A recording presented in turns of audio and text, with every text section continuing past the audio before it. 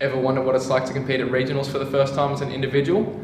Isabelle Gosling has done just that, and she's here to tell us how her experience was. And then her and I are going to throw down head to head in a classic benchmark workout.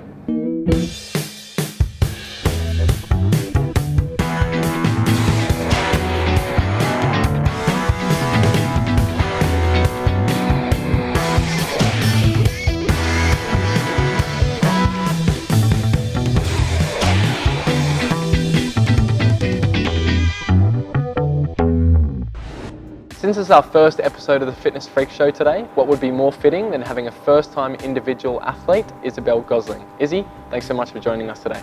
Thanks for having me. So Izzy, in your very first year in CrossFit, the CrossFit Open in 2013, you placed 762nd.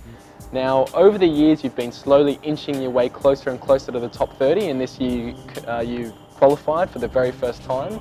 What advice would you give to someone who's looking to, qualify and compete at regionals as an individual? Unless you're having fun, I don't think it will be as rewarding, because the weekend goes so quickly every year. It's 3 days. If you don't enjoy and having fun for like the 365 days prior, then why are you doing it, sort of thing. So enjoy the challenge of seeing yourself develop. Like, I still remember, I've got a video of me failing a 25 kilo snatch off the blocks. I don't know if you saw that, but I've got videos of me learning my first pull up, and I always, at the time it was like, wow, you just keep trying, but and you kind of forget that when you get to a competitive level, like how much you put in, and how much progress you've made. Yeah, how much progress you've made. So I think just embrace it and in a way be present with it, because it's so much more rewarding that way. I'm doing it for fun. It's my fun space. So Izzy, you and I met each other through Luke Starr, who's our coach. He's the owner of Starr Strength and Performance. You're a coach yourself. Why is it that you decided to get a coach to look after your training and programming? He has more of a holistic perspective, so he understands the importance of mindset, work, life, training balance. He definitely looks at it from a holistic perspective, and he just understands. So it's taken time for us to really get to really know each other, but every season just gets better and better. So I definitely trust and respect him and his leadership and programming. He's definitely a mentor to me. So. What is a piece of advice Starr has given you that you were quite resistant to at first, that over time you've come to realise, wow, that was a really good piece of advice, and I'm glad I listened to Starr on that instance? So something that I will take into my next season of training, and would also recommend to anyone, whether you train to compete or not, is to train as if your reps are being judged. So not only in terms of count, not cheating your reps. That's something I used to do when I was in my first year or two of CrossFit, I will admit. Not anymore, but in terms of technique. So really maintaining good form, but also making sure your repetitions are distinct or clear. And looking at the Open, Izzy, what was the workout that was the most challenging workout for you, and how do you plan on improving that workout over the next 12 months if it comes up again? The burpee, dumbbell and squat clean one. That was actually my worst, well, the squat clean wasn't my worst placing, but the burpee dumbbell one was my worst placing. It was a workout that 10 seconds could have made a massive difference. I did improve on my second attempt, but burpees, they're just not efficient. How would you go about improving burpee efficiency over the next 12 months?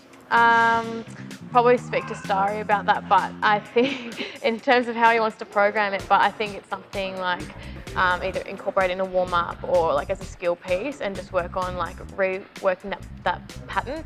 So CrossFit can be quite taxing on the body. What injuries and niggles have you had over the years, and how have you gone about managing them? It's probably the only injury I've ever had, but it's not from CrossFit. So it was before CrossFit, 2 years before I started. I went dirt biking for the first and last time, and I dislocated my left elbow and chipped some bone. Before it happened, both elbows, they both hyperextend. So I get pressure through this elbow, especially under fatigue. It can be quite unstable, so I've got to be careful about that. And you find that when this sort of thing happens, just backing off on the volume a little bit, you know, maybe moving to some alternative exercises is a much more long-term, intelligent way to approach it rather than just continually training through this pain and injury. Yeah, absolutely. So Izzy, the Regionals weekend has 6 workouts. It can definitely take its toll on the body. How did you pull up after a big weekend? I did find that I struggled a bit in terms of firing up with each workout. I only really started to fire up like from the 3rd workout onwards throughout the weekend. So I think that's because I introduced lollies. Everyone knows that at the gym you're always eating natural confectionery lollies while you're training, and I'm sure you had more than a few over the Regionals weekend. Can you tell us a bit more about that? It all started at my first major individual competition in 2016 in October. I don't know how I came across it because I've never really been into lollies, but I just found dinosaurs, not snakes, just dinosaurs from the natural confectionery. There is a difference. And I performed so well that weekend, I put it down to the dinosaurs. So I started to introduce them in my training, especially competitions, but on like real, like big training sessions. And I just really think it's the sugar high that like, I kill it every time. So as you are a very strong Olympic weightlifter, you mentioned that you have had a lot of coaches over the years and they've given you lots of tips and advice and drills. Can you share some of those tips and drills they've shared with you? If you look at a lot of my videos, every snatch starts the same, for example, and like I'll put my head down and I'll like just feel what, like before I even do the lift, like feel what it should feel like. So by the sounds of it, you think that mentally rehearsing the lift, having a pre-lift routine and visualization, really feeling how the lift is actually going to feel in the body are really important components of improving your Olympic weightlifting. Out of the clean and jerk and the snatch, what's your favourite? Definitely the snatch. Definitely the snatch. Awesome. Care to show us a few pointers? Yeah, let's go. Alright, it is. So can you talk me through something you found really effective for improving your lifting? Yeah, so for me it would be setting yourself up for a successful lift, whether you're doing 30 snatches for time or a 1 rep max. The setup for me anyway is always the same. So the first thing I'll do is I'll place my hands to where I want them. I'll usually use the 2nd ring or knurling as a guide, which I think is a little bit wider than usual for a female, but it works for me. I'll then sort of sit in the bottom of the squat. I'll really roll my wrist down, and when I'm ready, I'll lift my hips up to the ideal position to initiate the lift. So why do you roll your wrists under in the setup position is? It's just the ideal position for me to get optimum strike with the hips at the end of the pull. And it should look something like this. Yeah, nice. Isabelle's textbook. Thanks. All right, let's go check out some products. So this is one of my personal favorites, Peak Chocolate. That's because I made it. Peak Chocolate, 80% cocoa, full of creatine, branched chain amino acids, and natural caffeine as well. So you know those days where you've been working or you just had a long day generally and you don't really feel like training? This stuff will pick you right up, make sure you have an awesome training session. Really came up with this product because we were sick of, you know, getting multiple powders and scooping them into our shaker bottle before the workout. That's just a pain. So we took really the most researched supplements pre-workout and put them in a delicious tasting product, which means that it's a pleasure to have things like creatine and branched chain amino acids before the workout. So for example, I don't digest fats really well prior to a workout, especially like something with heavy conditioning. How does that work with Peak? 100%. A few things I would say is try to have the peak a little bit earlier in the day. Caffeine generally takes, at least 4 to 6 hours to go through the system, so you consuming the product a little bit earlier means you're still going to get the benefits of the pre-workout supplements like the natural caffeine, like the creatine, and they're going to last you for a while without having that, that heavy, high-fat feeling that you can sometimes get from eating high-fat products. Yeah, cool. Awesome. All right, well, you ready for a workout? Yeah, let's do it. Okay, so what I have here is a whole bunch of workouts written on pieces of paper. I'm going to put all these workouts in a hat. You're going to pick out the workout that you and I are going to battle each other on today. Okay, so no looking. Okay. You ready? Yeah. Pick. Let us know what the piece of paper says. Oh, it's Fran. Oh! It actually is Fran. Fran. All right, 21, 15, 9, thrusters and pull-ups.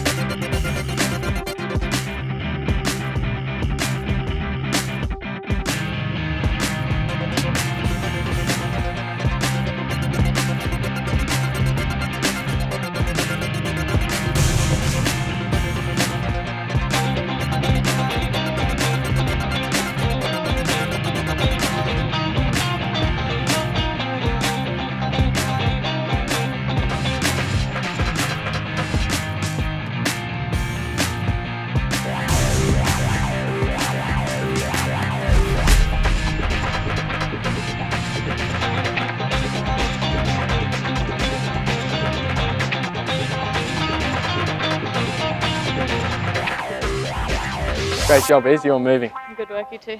All right, thanks for watching, guys. Tune in next time. We'll have another great guest. I'll catch you then.